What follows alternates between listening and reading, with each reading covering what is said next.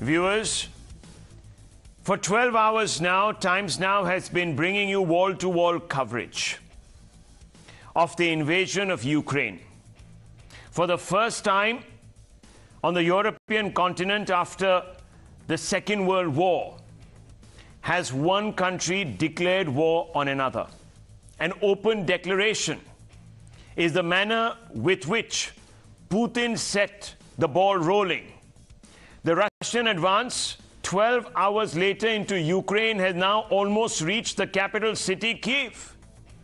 Putin's forces have been ruthlessly clinical. The pictures on your screen reveal Russian attack helicopters have asserted aerial dominance over the Kiev region, and a key military airbase has been run over. What do you see on your screens, viewers?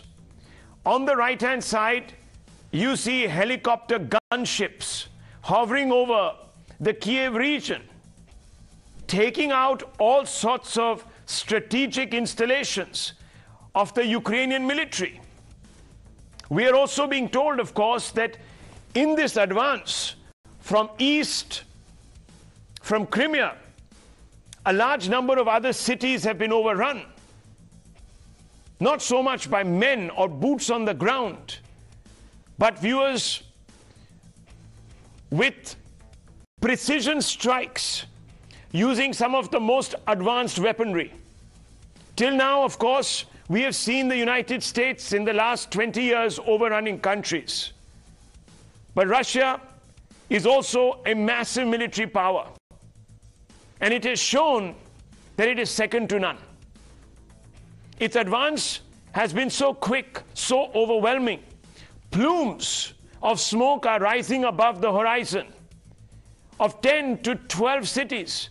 More than 30 strikes have been conducted on 30 different cities across Ukraine. It's not just to the east, which is where the restive provinces are, which have broken away from Ukraine and sided with Russia. It is even in the south, the north, and on Kiev itself. It's only a matter of time before Russian troops enter the capital. There is no one to stop them. The Ukrainians, and we've seen some of them, the civilians show up at impromptu recruitment centers saying that we are able-bodied and we are ready. Give us a gun.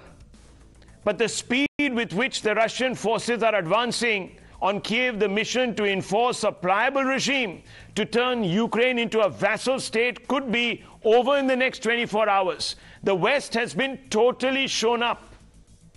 The United States, the United Kingdom, the European Union, NATO are all bark, no bite. They will commit no troops, and it is perhaps too late to even supply military weapons now to Ukraine, because the government itself, viewers, is under siege. A large number of MPs now, and this is the real tragedy, are fearing for their lives and heading towards bunkers, which are really nothing much more than underground train stations. Putin has called the West's bluff. The question is, now that Putin has taken a leap, the other big power, its immediate ally China, could get ideas too. What if China were to launch an assault on Taiwan? What if it makes incursions into countries in its sphere of influence? Who is there to stop these powers, viewers, from expanding their own borders? That's the moot question. That's the moot question. But just focus on your screens. Checkposts bombed to smithereens in the Kiev region. Missile strikes taking place wantonly. And tanks on the road to Kiev, Ukrainian tanks, lie completely destroyed. Air raid sirens are being sounded regularly in Kiev. Around 12 hours back, Russian President Putin announced the invasion of Ukraine. Since then, in a demonstration of unrelenting firepower and force, the Russians have virtually overwhelmed Ukraine. Several cities have been targeted and many military installations have been taken out. Here is a look back on this first day. Listen in. 6 a.m., Moscow. I have made the decision of a military operation.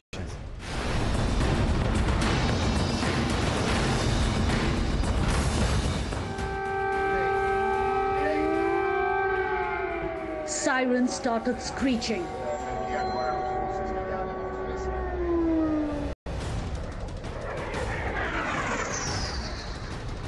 Missiles lit up the dark skies. Bombs rained on Ukraine.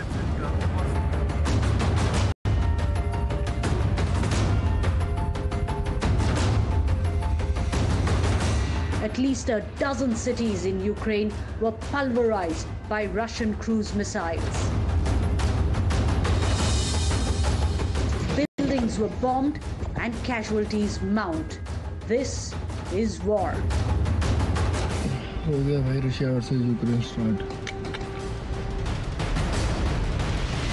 Russia claims it has only targeted Ukrainian military bases in airstrikes. But videos of its armored tanks rolling into Ukraine reveals a ground invasion as well. The Ukrainian border checkpoints were the first to be struck. Watch how the Kiev airport too was blown to smithereens. This child too was made to pay the price of war.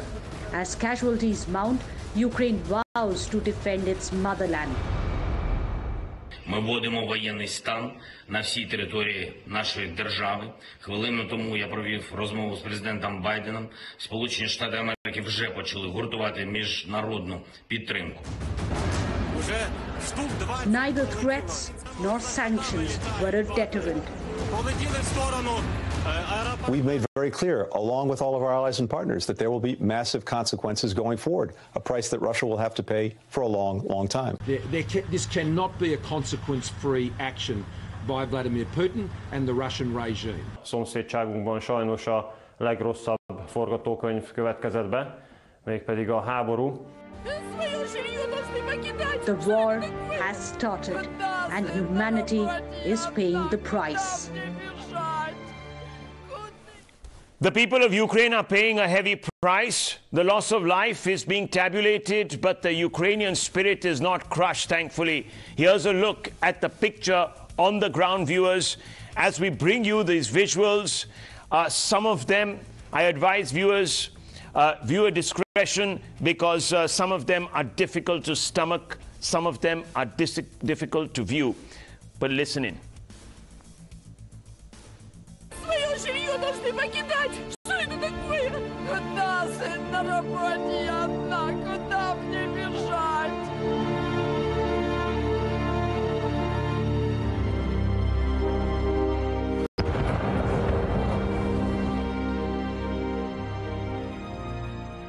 A child in a bright blue jacket cycles down the road. A second later, he's struck down by a ball of fire.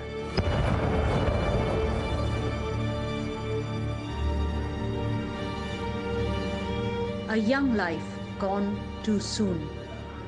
Remember this picture. This is the human face of suffering, the price of war. As Russian cruise missiles bomb Ukrainian cities, buildings, checkpoints, lives and dreams are shattered.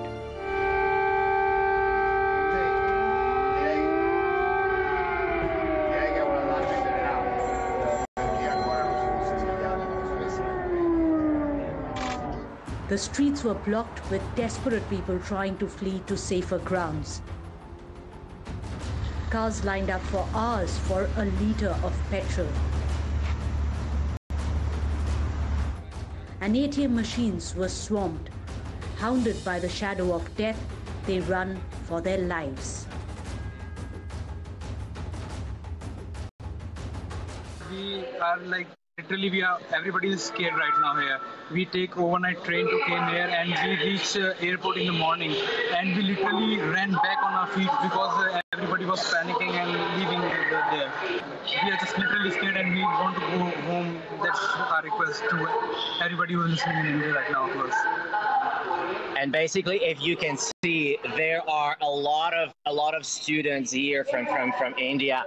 Earlier today, I spoke to another student. He was from a different town, and the story is exactly the same. Thousands of Indians are still stranded in Ukraine, many of them young students. They send a desperate SOS. जिस हिसाब से माहौल है तो यहाँ पर सभी line में लगे हुए हैं और ATMs में कैश नहीं है जितना हम कोशिश कर रहे हैं जितना खाना हो सकता है जितना पानी हो सकता है हम स्टोर करें और जितना कैश हो सकता है उतना विड्रॉल कर रहे हैं हम In this war, the frenzy of missiles have destroyed lives, dreams and futures. Viewers, before we ask the bigger questions, let's get a quick update from the ground. We have with us the inveterate Vladimir Putin, who has been standing there like the pillar in the capital of Kiev as people flee, but he's there for times now. He's there for millions of Indian viewers who are watching him. Thank you very much, Vladimir. First of all, we also are joined by Jonathan Gilbert, who has great experience as a war correspondent. He's joining us from London, in fact, giving us the view from the West. He has wartime experience in Afghanistan, Libya, Lebanon, Israel, Gaza, West Bank, Northern Ireland. So he knows a thing or two about covering wars. And of course, Madhavdas Gopalakrishnan, who is going to tell us the Indian government's position. There's a big meeting going on where Prime Minister Modi is sitting with some of his key advisors to get a quick update on the situation there and how India should actually address this entire invasion by Russia, given that the Prime Minister shares a personal rapport with Putin. Now, I want to first come out to you, Vladimir Putin. Thank you, as I said. Many Indians indebted to you have watched you all through the day. And I want to ask you, what's the scene right now around Kiev? We are being told that Russian forces now are at Kiev's doorstep. Tell us a little bit about this situation as it's unfolding. It is indeed very frightening in Kiev at this hour. As you can see behind me, the street is almost empty. There are just a few cars. There are no pedestrians, and this is a busy district. Normally, at this time of the day, you would see hundreds of people on the street going back from their work, from their jobs, back to their homes. Hundreds of cars, often traffic jams. None of that is seen right now. A lot of people have fled Kiev.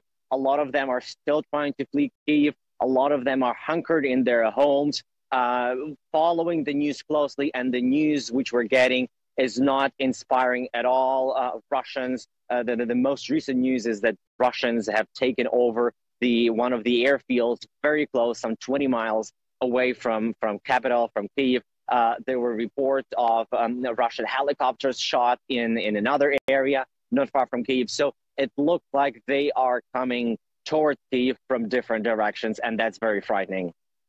Vladimir, are you surprised at the speed of the Russian advance into areas and regions around Kiev? Absolutely. We did not expect anything like this.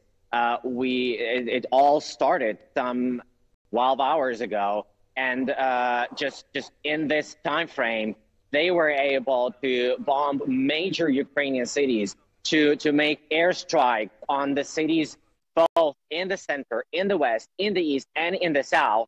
And right now, again, not even 12 hours after they started this operation, they are encircling Kiev. So indeed, the Russians are moving very fast and very swiftly. What's the situation with regards to the leadership? Where is the leadership at this moment? We saw that about 8 hours back, there was a big extraordinary session of the Ukrainian parliament that was convened, and the president there seemed to be in charge Where is he now? We're hearing that Putin's real mission is to affect some sort of a regime change.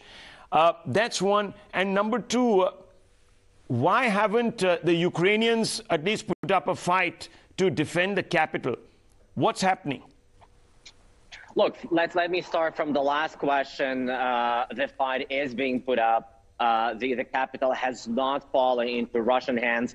And from what we understand from various reports is that Ukrainian army is fighting severely with Russians and obviously trying not to allow Russian troops here in the center of Kiev. But obviously, going back now to your first question, Putin's ultimate goal, ultimate objective is regime change. We've heard President Zelensky declare the martial law earlier today. He's been making regular addresses, but for the past several hours, we haven't heard President speak. And I wouldn't be surprised if he and the top government leadership is moving to a safer location outside of Kiev right now. Vladimir, thank you very much for giving us that update. We'll, of course, check back with you in an hour or so. There'll be more clarity with regards to the Russian intention with regards to Kiev. Thank you very much. Stay safe. We really want you to be safe there. Your eyes and ears on the ground. And, of course, millions of Indians have been hooked to your broadcast. So we're very indebted. Thank you very much. Stay safe. I want to bring in Jonathan Gilbert. Jonathan, it's been a while since we last spoke. Hope you've been well. Of course, once again, speaking during a crisis, not always the best time. But the West seems to have lost the plot here a little bit, one would have to say. Would you agree? Goodness me.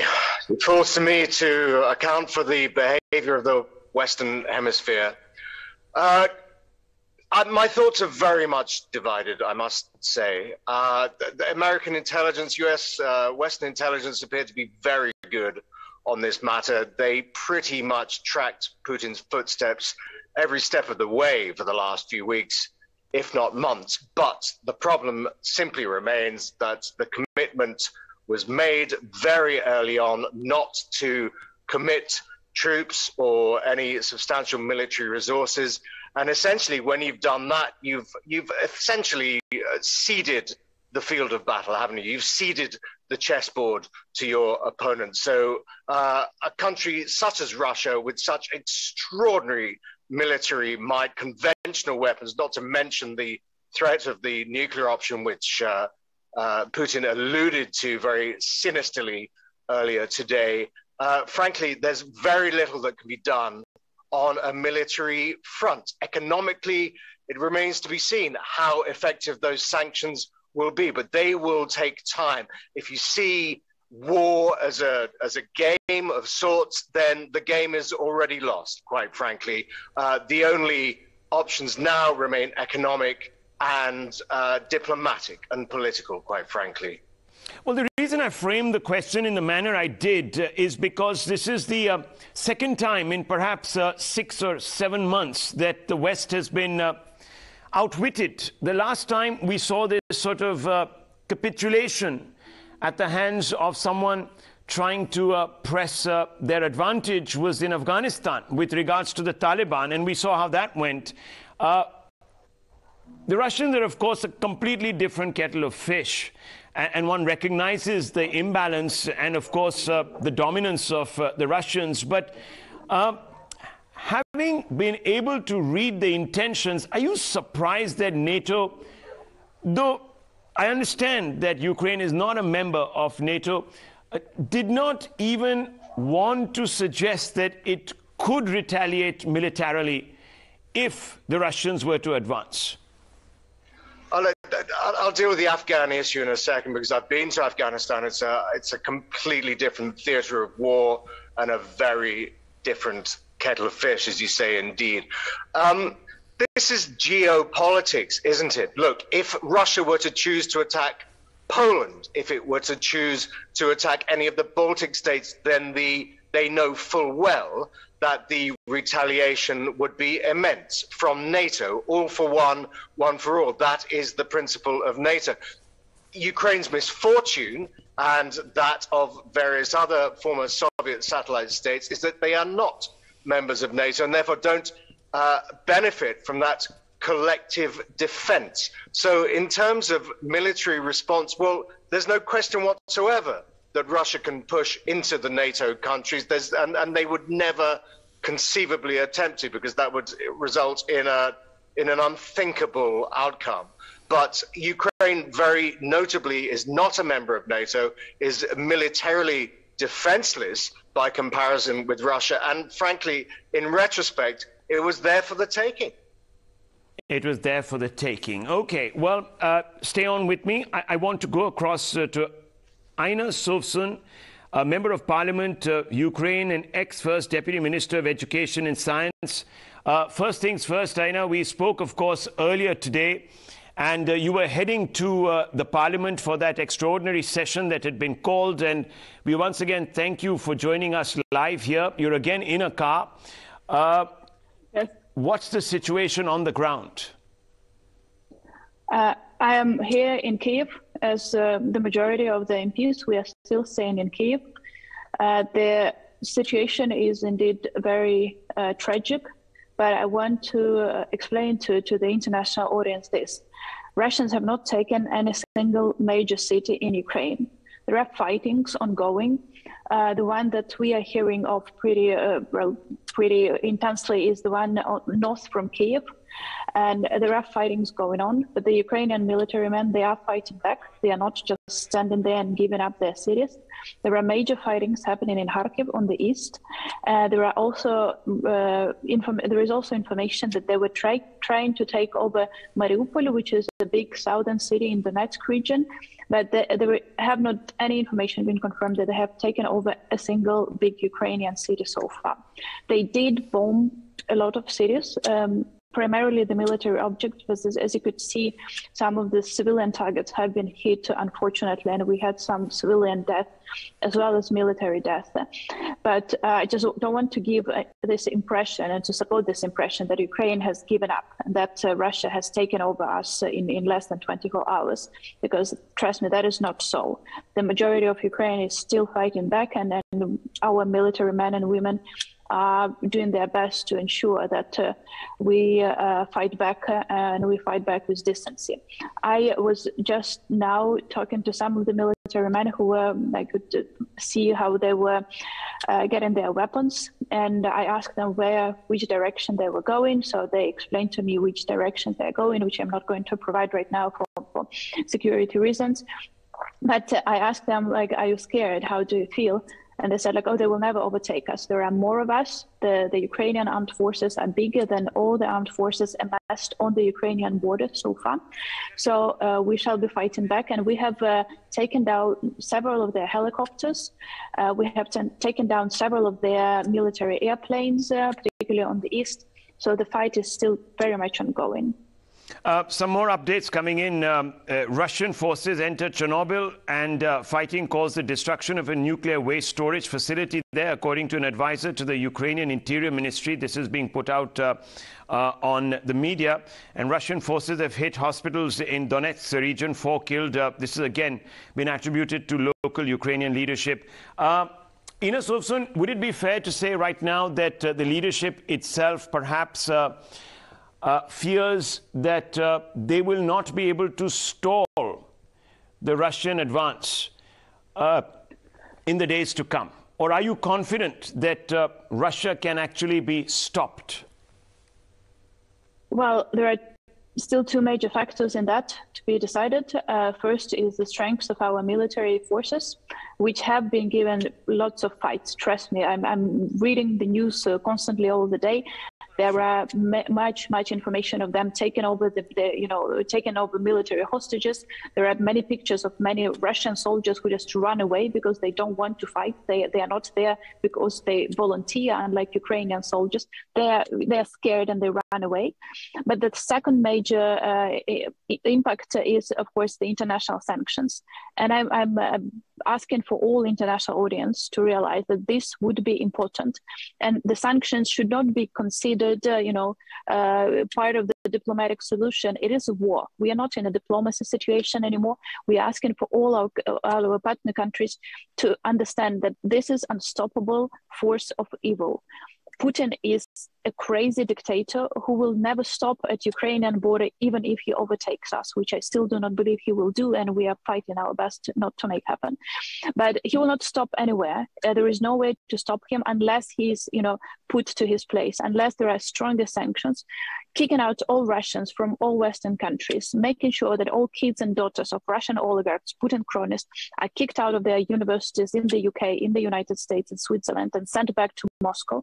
That is what needs to be done as much as possible, cutting off the SWIFT so that their banking system falls down. All of that will work, and we shall try to fight our best here on the ground. But without international support, that would indeed be very, very difficult. Inna Sovsun, stay on with me. I want to go back to Jonathan Gilbert. Jonathan Gilbert, those are demands that are being raised by Ukrainian MPs, and they're very clear that the West, if nothing else, needs to really step on the economic jugular of Russia, shut down the oligarch money that's flowing through international capitals like London and Paris. That money is used to, of course, prospect in properties and all sorts of other shady activity. The British government seems to be theoretically convinced of this. Do you see this as a way perhaps to contain and deter the Russians? Yeah, it's a very interesting question. I mean, I can pontificate all day about the geopolitics of the situation, but the reality is I'm standing here in London, or London Grad as it's colloquially known, and London, much as I love and hate the concept, has been essentially a global laundromat for Russian dirty money for at least the last 20 years. I mean, all you've got to do is just walk down 2 miles down the road from where I'm standing now, and in Kensington and in Chelsea and in Mayfair and in Belgravia, it's just Russian house after Russian-owned house after Russian-owned house, all owned by obscure and shady offshore shell companies, but the beneficial owners are basically wealthy Russian oligarchs. Now, for many, many years, the British government appears to have been kicking this issue into the long grass, because although it's conceptually a vile concept, a lot of people make a lot of money and do very well out of this. Lawyers, bankers, accountants, estate agents, it props up a great deal of the City of London's economy. Now, does Boris Johnson have the guts once and for all? And let's not forget, of course, that his Conservative Party is quite substantially funded by Russian donors, all completely clean and above board, but nonetheless, that's the case. Does he finally have the guts to bring in legislation to hold these oligarchs' feet to the fire? That perhaps in itself might apply pressure to the Russian regime. But for many years, there's been resistance to this out of pure naked self-interest. We'll I think, just have to wait a few days, weeks, perhaps even months to see if the desire and the will is there. Because in principle, it's the right thing to do. But a lot of people, not to mention the ruling Conservative Party, will probably suffer financially as a consequence. Remember, viewers, thank you indeed, Jonathan Gilbert, for sharing your perspective with us. We'll, of course, linking up with you all through tomorrow, too. Thank you very much. Hope to see you on a flight soon out to Eastern Europe, and then perhaps make your way closer to this entire theatre that has suddenly opened up, not without warning, of course. Thank you very much. I want to go back now, viewers, to what's been happening in Delhi. The ripples have been felt here, and the Prime Minister is holding an important meeting with his top advisors. The meeting has been called to articulate a response to the invasion. The opposition, led by the Congress, is calling upon Prime Minister Modi to send a very stern message condemning Russia. They're saying that just don't stop at saying that it's unfortunate. Condemn Russian action. The Congress says that would be in line with the high principles that a responsible state like India should be espousing. Here's a look back on that. We'll get a quick update from Madhav Das Gopalakrishnan, who's got his ear on the ground with regards to what's going on in that meeting. But let's just look back at the way the opposition here is reacting, and of course the way the commentariat in India is reacting before I bring in our guests.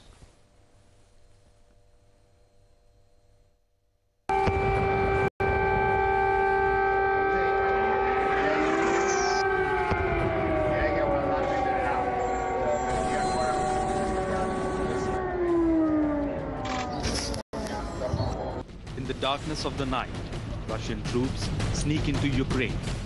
Moscow's air assault, now finding support on ground as the full-scale invasion of Ukraine gets underway.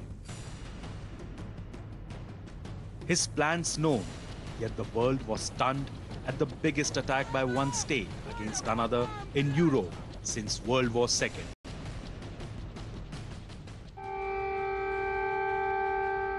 World leaders expressed a raw outrage with strong words of condemnation. United States President blamed Putin for the death and destruction, declaring that Russia will be held accountable. When they began this invasion of Ukraine, we hit them hard, not just us, but in unison with Europe, in unison with other allies and partners, going against major financial institutions, taking out a major project, the so-called Nord Stream 2 pipeline that Germany took off the table.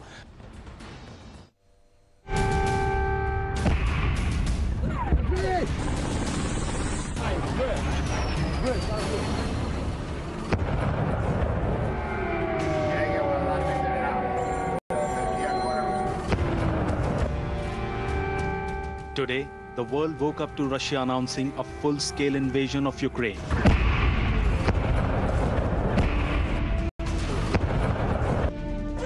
Full-throttle aggression and diplomatic provocation. Putin has made the crisis to a point of no return. With the whole global community working overdrive to stop the war, Ukrainian envoy to India, Igor Polika, bets high on India and Modi. India is unique, powerful nation. You've got most powerful leader. And at least his telephone call to Modi about this situation may be to some extent helpful. Ukraine believes that Putin has rallied behind India in the past, and if Modi intervenes, then hard-headed Putin will have to rethink. From tactical maritime support in the 1971 war to backing abrogation of Article 370 to Modi-Putin bonhomie post-Galwan face-off, Ukraine asserts Putin can't say no to Modi. Congress launching a direct attack on PM, asking him to get his priorities straight. Congress said that the NDA Sarkar is silent while Indian students are grappling with life-threatening situations. Modi government reiterates that it's doing everything to bring stranded students home. 20,000 से अधिक हमारे नौजवान बच्चे, युवक और युवतियां भय, आतंक उसका शिकार हैं। भारत सरकार, मोदी सरकार ने उन्हें अपने रहमो करम पर भगवान भरोसे छोड़ दिया है। ഉക്രൈനിലെ വ്യോമപാത അടച്ചിട്ട സാഹചര്യത്തിൽ വിമാനമാർഗം അവിടെ നിന്ന് ഇന്ത്യക്കാരെ തിരികെ എത്തിക്കാനുള്ള നടപടികൾ റദ്ദ് ചെയ്തിരിക്കുകയാണ്.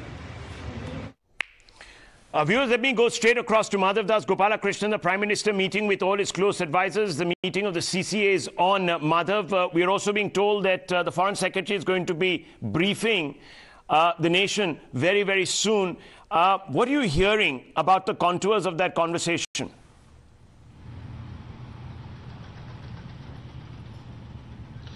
Well, absolutely. In fact, Rahul, there are 3 or 4 very important points that I want to very quickly make. One, as we all know, the Prime Minister, and we told our viewers this earlier this evening, that he will be meeting with the top security brass, the Home Minister, the Defence Minister, the Finance Minister, all attending this meeting along with the Commerce Minister and also, of course, the Minister of Petroleum, who's also a career diplomat. the NSA and other top bureaucrats also attending that particular meeting. Now, a lot that's on the table. One is, of course, the position that India has to take, and also, of course, immediately what they will do for the Indian students, 20,000 of them who we've been reporting all day who've been stranded.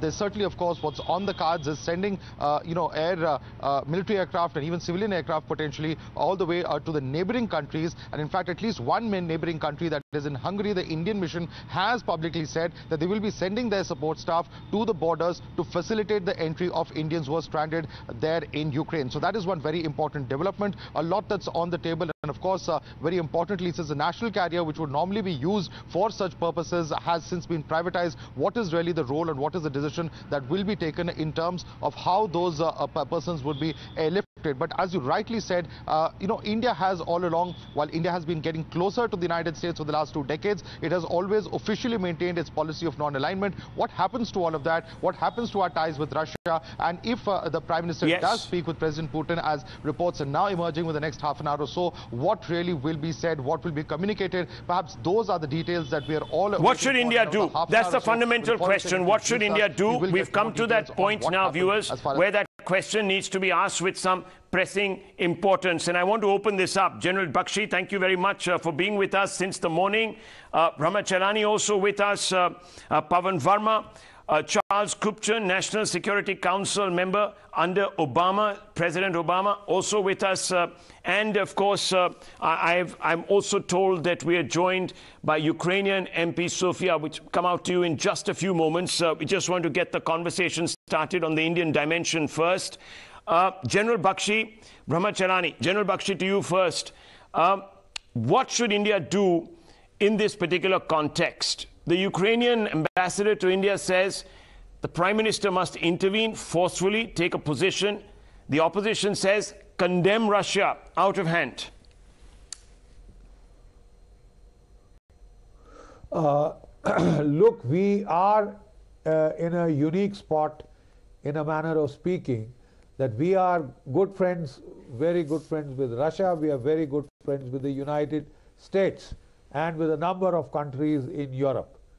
So to that extent, I suppose theoretically India is well placed to try and put in a good word to try and soothe tempers.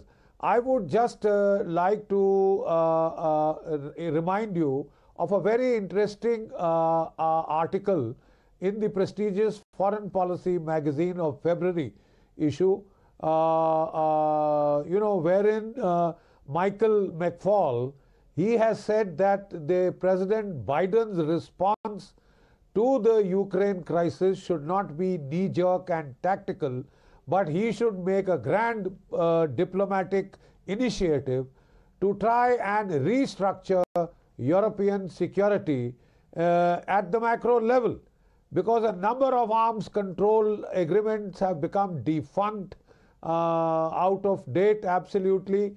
And security, the military technical environment in Europe, that has changed. And I think what you are seeing here is a reflection of that the Soviets feel they have overcome their economic weakness to a large extent, and militarily they have closed the military technical gap with the United States, with NATO, especially with the S-300, S-400, S-500 class of anti-aircraft systems, which will prevent stealth aircraft, cruise missiles from interfering. They are in a strong position, and very much so in their own backyard. So this reality has been acknowledged by United States and Europe by saying they will not put boots on the ground in Ukraine. So in effect, everybody has left Ukraine to the wolves. And don't just accuse India. Everybody, including the United States, including the rest of Europe, has left Ukraine to the wolves. I mean, the economic sanctions you knew were not going to work. Now you impose them in tranches, now you impose them full. It hasn't done a thing to stop the invasion of Ukraine, the forthcoming occupation of Ukraine. A lot of American geopolitical pundits, like Henry Kissinger, like Professor Mearsheimer, like Stephen P. Cohen, they have all stated unequivocally that strategically, grand strategically, it would be a very bad choice for the United States and Europe to try and take on Russia and China together. They should, try and separate them, have détente with one and go for the other, identify your main threat, and if your main threat is China, which it is the only peer group competitor. The Russians could never be peer group competitors. So Biden should now aim for a restructuring. You are on a losing hand anyway. If you try and reinforce it militarily, you will just add to the level of scale of disaster, especially after Afghanistan. It would do the United States' reputation no good. People can be forgiven for being skeptical that if United States couldn't stand up to a bunch of thugs in Afghanistan, are they going to stand up to Russia and China put together? You are driving Russia into China's arms or vice versa. So the fact is, you have to make your long-term strategic choices about whether it is China your main long-term threat or is it Russia. You can't, it's very macho to think that you will fight them both together. I'm sorry, the realities are otherwise. The military realities are otherwise, and now even economically it's not as easy. Okay, it's not economically easy either. Play. Let me be very straightforward. Yes. I'm not into any morality play. I'm just talking hard geopolitical reality. Okay, okay. That is the basis of. Look, that's the reason why, General Bakshi, we always fall back on your opinion, and that's important, viewers. The national interest matters most here. Every country looks out for itself. NATO quite clearly looking out for itself. Sofia Fedina, Ukrainian MP, joins us once again. Sofia Fedina, are you a little upset that NATO and the West has not stood by you in a manner that you would have perhaps liked? First of all, I'm upset by our own president that having 5 months in advance had not made everything possible to get us prepared for this possible air attack. The second, I'm upset by the words, though I understand them as a scientist and as a political scientist, but I'm upset today to say the words about Ukrainian question and that everyone has to think geopolitically. Because every time when the case is connected with the lives of people, it's not only geopolitical. It's a question of solidarity and of help. And nowadays, we do not have Ukrainian question. We do not have Russian question. We have the full Russian Moscow invasion into Ukraine. And not only on the controversial, as we may say, territories, but they invaded everywhere. And now the heavy battles are going on nearby Kiev. They try to take over the airport that has a possibility to take the largest airlines, the aircrafts that may bring weapons, that may bring soldiers, and Moscow Federation troops want to take it over control. Okay. For Ukrainians right now, as I understand, it's very important to withstand this aggression at least for a week until all the partners stop to be deeply disturbed and start do something for Ukraine. Well, that's an important point. Of course, that's what Ukraine would hope. Thank you, Sofia Fedina, for joining us. I want to bring this question down to now Charles Kupchan and, of course, Brahma Cheleni and Pavan Verma. Charles Kupchan, National Security Council member under the Obama administration. Look, forget Moscow for just a few moments. Beijing is also watching. It's assessing and it's preparing. And that's the only story that matters in the long run. This doesn't inspire confidence in the ability of the West to stall individuals that don't share its outlook or its values. I would disagree with the proposition that right now China is the only proposition that matters. Right now we are witnessing a violent, tragic, shocking Russian invasion of Ukraine, an unprovoked attack that violates some of our most deeply held principles of sovereignty, of decency. And as a consequence, our collective sense that we need to focus on China has to be revised. Now we have to focus on Russia and China. Putin has revealed an adventurism, an expansive ambition, an ideological goal that perhaps will try to reverse the post-Cold War settlement. Is he going to stop just with Ukraine and toppling Zelensky? We don't know. I think China has some very difficult questions ahead of it. Is it going to support Russia? Will it stand by its partner as it gobbles up Ukraine? Will it abide by sanctions against Russia? So I think there are a lot of balls up in the air right now. But no, this is an attack that is changing the course of history in the 21st century.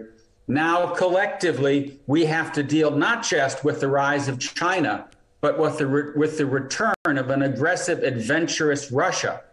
And India has an important role to play in both of these tasks. And I would encourage the Indian government to take a very strong stand against Russian aggression against its neighbor. This should not be happening in this century. Brahmacharani, strong stand, says Mr. Kapchando. Let's not forget that if there is anyone that has leverage over China right now, there is a certain conviviality between Putin and Xi, and India has close ties with Russia. Should we jeopardize those? Well, to my friend Charles, I should let him know that the Democrats' fixation on Russia was apparent long before this crisis began. In fact, no sooner had Biden taken office than he showed how fixated on Russia he was. For example, last year, when there was no Russian aggression of any kind, he slapped 2 rounds of sanctions on Moscow and called Putin a killer. He hasn't called the Chinese President Xi Jinping a killer, despite the fact that he has locked 1 million Muslims in a gulag in Xinjiang. The fundamental miscalculation under successive US presidents since the 1990s was that the US could expand NATO as eastward as possible, or as eastward as it wanted, without triggering Russian remilitarization or forcing Russia to pivot to China. The hostile backlash from Russia to NATO expansionism began long before Putin became president.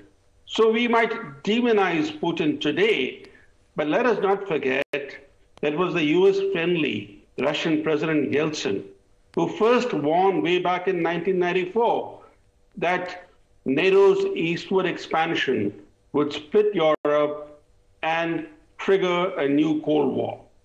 Coming to India, India is currently facing its own military crisis, a prolonged Chinese border aggression for the past 22 months. China has massed some 200,000 troops along the entire Himalayan frontier, 60,000 of them just in one sector, the Ladakh sector. India has to be on full guard, lest China use the current international crisis over Ukraine as a cover to step up aggression against India.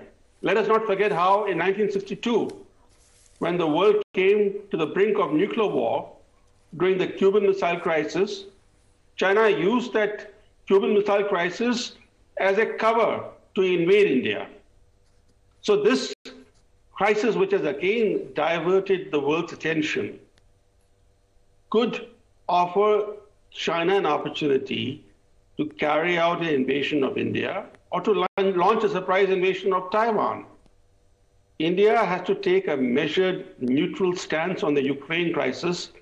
After all, India is on its own in facing Chinese aggression. You take Biden. Biden has not uttered a word on the Chinese military buildup against India, even though India is America's strategic partner.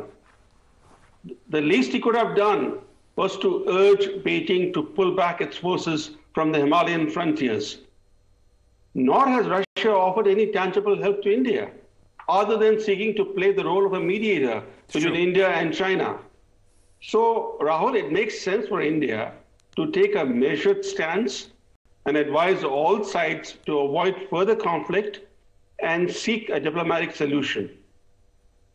Well, that's another opinion. Let me quickly bring in Pavan Verma, former diplomat and author. Mr. Verma, Shashi Tharoor, who fancies himself as an international expert and held an important portfolio in the UPA as the Deputy Minister of Foreign Affairs, has said, so Russia is conducting a regime change operation. How long can India, which has consistently opposed such interventions, stay silent? However much one appreciates Moscow's legitimate security concerns, resorting to war is impossible to accept or justify. We should demand they stop. Now, it's rather strange for the UPA's former MOS MEA to say this, given the fact that the UPA itself backed Russian expansionism in the 2000s. So I find this rather contradictory, but nonetheless, Pavan Verma, what should India do? Are you with Brahmachalani, or do you believe that Charles Kupchan is right, that India should come out there and stridently stand for values? You know, I don't want to indulge in morality play, because the art of diplomacy would really be lost if you try and derive a moral principle from what is essentially a security and military situation. I mean, let's be clear. There is a blatant aggression carried out by Russia against a sovereign country. And what it really conveys is that in spite of the treaties and conventions and architecture of international laws, might is right. But at the same time, in this particular case, Rahul, both the accused and the accuser are tainted. You have instances of American unilateralism, like the invasion of Iraq, which the world watched and swallowed and accepted. You have a situation where Russia has been watching, as Brahmachalani rightly pointed out, that's the key, the eastern expansion of NATO to a point where it had reached the buffer zone with Russia. And even in Ukraine, there was a regime change earlier with a pro-Western president installed. Now, how long can you expect to play this game on the borders of Russia and expect NATO, which is a military and security grouping, to constantly threaten Russia? So it's not a morality play. Now, as far as India is concerned, I think it is a time, rightly said, to try and intervene to cool tempers and to end the war, but it is not the time for us to deliver homilies to anyone, because at the cost of our own security interests. We have great interests with Russia, both in security, defense, and in the accessibility to oil. We are friends with the United States and many countries which are part of NATO. Our principal concern lies with China, and China will derive certain lessons from the manner in which Russia has unilaterally intervened in Ukraine and seen a near paralyzed US and NATO watch it happen. So ultimately there is only one lesson for us. Instead of trying to play a greater role in this particular crisis, because there is diplomacy in masterful lack of activity as well. You know, Chanakya says, Sam Dam Dand Bhed, and he then names a little known fifth ploy, which is called asana, the strategic art of sitting in the fence, not losing a moral posture, but not doing more than what you're expected to do. Here we need to intervene with Russia to end the war as quickly as possible. It's good for the world, it's good for our economy. Here we need to intervene in whatever forums we can to cool tempers. Here we need to intervene to ensure the safety of our Indian citizens in Ukraine. Beyond that, this is a game, a great power game being played in Europe. And this is a game that will play itself out, notwithstanding the bluster of the United States and NATO. Okay, General Bakshi, very quickly, sir. Go ahead.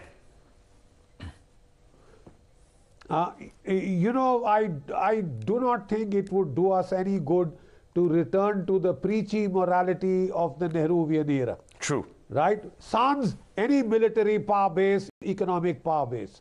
The clear lesson learned here is that if you are militarily strong, you can uphold your national interest as you see them. Absolutely right. So don't get into preachy morality plays against China. You better develop your military, technical and economic capabilities to stand up to China. No one will come to your aid. They will enjoy your discomfiture as they did in 1962. The lessons are absolutely clear. Russia took 20 years to rebuild its military technical capacity, you know, overcome the American stealth advantage, and now they've shown you the results on the ground.